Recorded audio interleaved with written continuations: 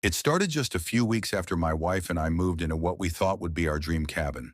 We had chosen the place because it was tucked away from the noise of the city, surrounded by trees, a little lake nearby, and best of all, no HOA.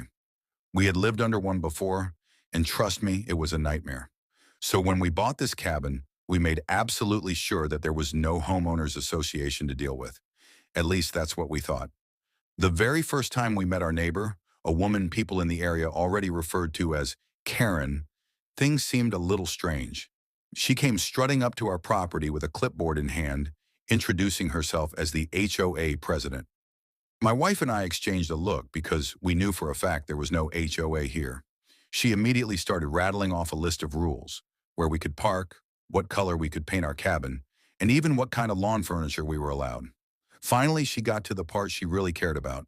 She demanded we pay an initiation fee to join her so-called HOA and then monthly dues on top of that.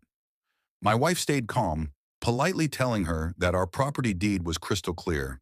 There was no HOA. Karen didn't like that answer one bit. Her smile dropped instantly, and her voice rose as she snapped that everyone had to comply with her community rules. My wife repeated that she wasn't interested and that Karen had no legal authority.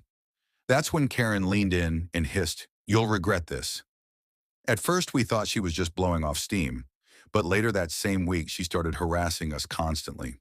She left fake violation notices on our door, warning us about our garden lights being too bright. She complained that our dog barked too loudly, even though we don't have a dog.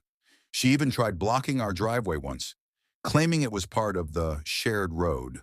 It was like she had made it her personal mission to drive us out unless we paid into her fake HOA scheme.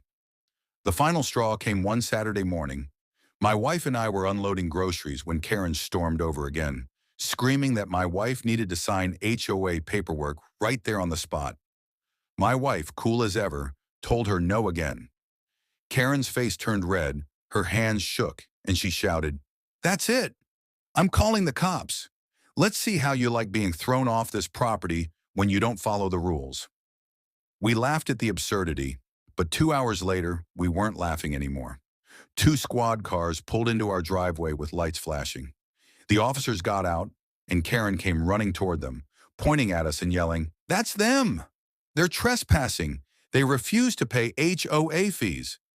The cops looked confused, but they still walked toward us.